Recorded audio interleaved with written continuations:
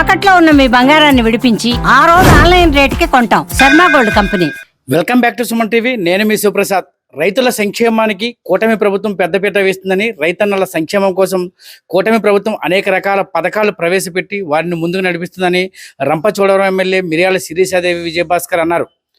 రంపచోడవరం మండలంలోని పందిరిమామిడి కృషి విజ్ఞాన కేంద్రంలో అన్నదాత సుఖీభవ పిఎం కిసాన్ సమావేశాన్ని రంపచోడవరం ఏడీఏ శశిబిందు అధ్యక్షతన నిర్వహించారు. ఈ కార్యక్రమంలో ఆమె మాట్లాడుతూ ఏజెన్సీ ప్రాంత రీత్యా ఇక్కడ ఎక్కువగా మెట్ట వ్యవసాయం సాగుతూ ఉంటుందని, అలా అయినా రైతుల సంక్షేమం రీత్యా ప్రతి ఏటా రైతులకు అన్నదాత సుఖీభవ పిఎం కిసాన్ పథకం ద్వారా మొదటి విడతగా రైతుల ఖాతాల్లో కేంద్ర రాష్ట్ర ప్రభుత్వాలు కలిపి ఒక్కో రైతుకి 7,000 చొప్పున నగదు నేరుగా వారి బ్యాంకు ఖాతాలకు మళ్లించడమైందన్నారు.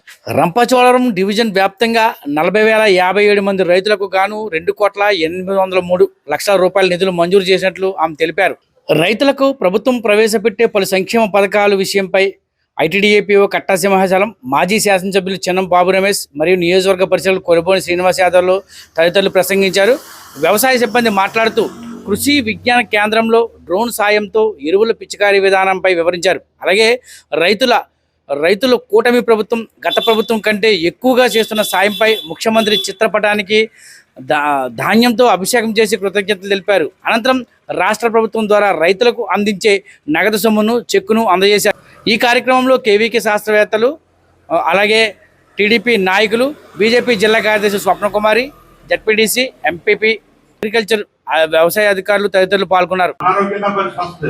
ఖచ్చితంగా రైతు ఏం పండించినా, వరి పండించవచ్చు లేదా గోధుమ పండించవచ్చు, ఎదురు ఏం పండించినా కానీ అదంతా మన కోసమే. కాబట్టి రైతుకు శిరస్సు ముందు పాలన చేయాలన్నా కూడా దాని గురించే ఖచ్చితంగా ఒక ఆర్థిక భరోసా కలగాల అని ప్రభుత్వాలు చేయడంతో దీనికి మరి ఎవరైతే మన భారత ప్రధానమంత్రి గౌరవనీయులు ఎవరైతే ఉన్నారో నరేంద్ర మోడీ గారు మరి పిఎం కిసాన్ కింద 2,000 రూపాయలు, మన గౌరవనీయ ముఖ్యమంత్రి నారా చంద్రబాబు నాయుడు గారు మరి ఈరోజు 5,000 రూపాయలు వేయడం జరుగుతుందమ్మా. మనకి ఎంత పాలకులు చేసిన దాంట్లో మాత్రం 6,000 రూపాయలు ఇచ్చేవారు. మరి ఈ రోజు మరి మొదటి దఫాలో 7,000 రూపాయలు ఇచ్చే కార్యక్రమం మరి మన గౌరవ ముఖ్యమంత్రి నారా చంద్రబాబు నాయుడు గారు చేయడం జరిగింది. కానీ ఇది ఆర్థిక భరోసా ఎంత ఉపయోగపడుతుందో తెలియదు. కానీ దీంతో పాటు ప్రభుత్వాలు చేయవలసింది విత్తనాలు కూడా సరైన విత్తనాలు దక్కాలా రైతులకి. ఎందుకంటే సరైన విత్తనాలు ఈరోజు దొరకట్లేదు, మంచి ఎరువు దొరకట్లేదు, ప్రతి గంట స్కామ్ అనేది ఏర్పడుతుంది. కాబట్టి ప్రభుత్వాలు ఆర్థిక భరోసాతో పాటు వీళ్ళకి సౌలభ్యంగా ఉన్నటువంటి విత్తనాలు కూడా ఇస్తేనే, అవి సరిగ్గా నాటితేనే వాళ్ళకి కావాల్సినటువంటి సౌకర్యవంతమైనటువంటి విధానాలు రూపకల్పన చేస్తేనే ప్రభుత్వాలు రైతు బాగుపడతారు తప్ప ఒక ఆర్థిక భరోసా మాత్రం కాదు. కాబట్టి ఖచ్చితంగా రైతులందరూ కూడా ఇలాంటి సద్వినియోగం చేసుకుని, మీ గౌరవ ఎమ్మెల్యే ఉన్నారు, మీకు ఎటువంటి చిన్న సమస్య వచ్చినా మీ రైతు విభాగంలో ఎవరిని కూడా తెలియపరచండి. దానికి సంబంధించి ఏమైనా ముఖ్యమంత్రి వారిని దృష్టిలో పెట్టి వాళ్ళు మీకు కావాల్సిన ఏర్పాటు చేయడం జరుగుతుంది. ప్రధానంగా ఏదైతే ఉమ్మడి కూటమి ప్రభుత్వం అధికారంలోకి వచ్చిన తర్వాత ఏదైతే సూపర్ 6 హామీల్లో మాట ఇచ్చామో, రైతులకు వారి యొక్క ఖాతాలో అన్నదాత సుఖీభవ పథకం కింద 20,000 రూపాయలు రైతుల యొక్క ఖాతాలో జమ చేస్తామని ఏదైతే ఎలక్షన్ ముందు చంద్రబాబు నాయుడు గారు మేము ఏదైతే మాట ఇచ్చామో దాని ప్రకారం ఈరోజు ఆగస్టు 2వ తారీఖున మొదట విడతగా కేంద్ర ప్రభుత్వం 2,000 రూపాయలు పిఎం కిసాన్ కింద, రాష్ట్ర ప్రభుత్వం అన్నదాత సుఖీభవ పథకం కింద 5,000 రూపాయలు, మొత్తం కలిపి 7,000 రూపాయలు మొదటి విడత ప్రతి ఒక్క రైతు అకౌంట్లో జమ చేయడం జరిగింది.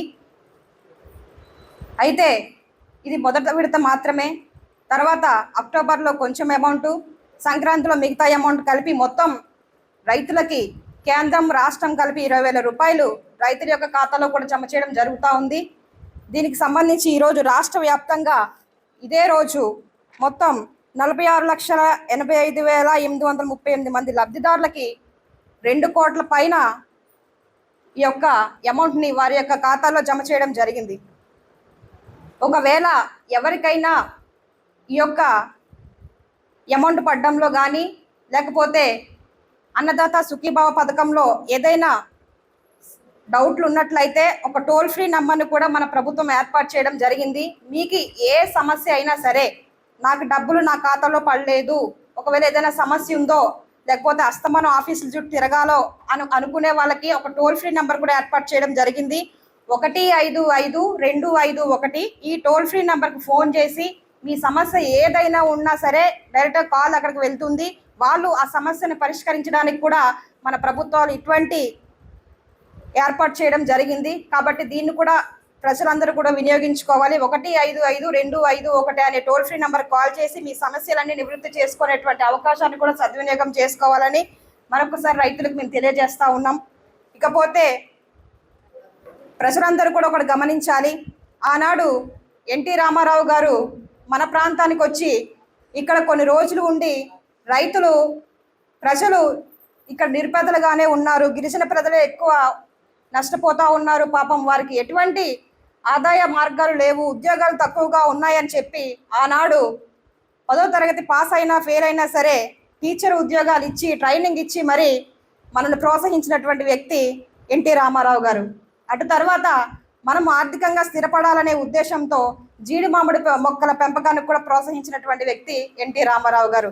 ఈరోజు మనము కొన్ని వందల ఎకరాలు భూమిలో జీడి మామిడి మొక్కలు పెంచుకొని దాని ద్వారా ఆదాయాన్ని సంపాదించుకుంటూ మన కుటుంబాన్ని పోషించుకుంటా ఉన్నామంటే తెలుగుదేశం పార్టీ ఎన్టీ రామారావు గారి యొక్క దయాన్ని మరొకసారి ప్రజలు గమనించాలని మీ అందరికీ తెలియజేస్తా ఉన్నాను.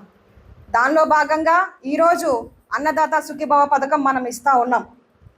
అయితే గతంలో చూస్తే 12,500 ఇస్తామని చెప్పి కేవలం 7,500 మాత్రమే ఇచ్చారు. ఇది కూడా ఒకసారి మీరు రైతులు గమనించాలి. ఇచ్చిన మాట ప్రకారం మనము ఏదైతే హామీ ఇచ్చామో దాన్ని మొదటి విడతగా నెరవేర్చామని మరొకసారి మీ అందరికీ తెలియజేస్తూ ఉన్నాం. ఇకపోతే సబ్సిడీ ద్వారా మనము ఐటీడీఎల్ ద్వారా రుణాలు ఇస్తూ ఉన్నాం. 90% సబ్సిడీతో ధాన్యం పంపిణీ చేసాం మొన్నే. కేవలం 10% మాత్రమే డబ్బులు పే చేసి రైతులు ఈ యొక్క విత్తనాలు తీసుకుంటా ఉన్నారు. ఎరువుల విషయాల్లో కానీ విత్తనాల విషయాల్లో కానీ కొరతలు లేకుండా ఎప్పటికప్పుడు సమీక్షలు చేస్తూ రైతులకు తోడుగా ఉన్నటువంటి ప్రభుత్వం మన ప్రభుత్వం. ఇక యంత్రాలు ఇస్తూ ఉన్నాం, రైతు రథాలు ఇస్తూ ఉన్నాం, వ్యవసాయ పనిముట్లను ఇస్తూ ఉన్నాం, అదేవిధంగా భూసార పరీక్షలు మనం చేస్తూ ఉన్నాం. ఇవన్నీ మన కూటమి ప్రభుత్వంలో మనం చేస్తూ ఉన్నాం. గతంలో ఇవేమీ లేవు.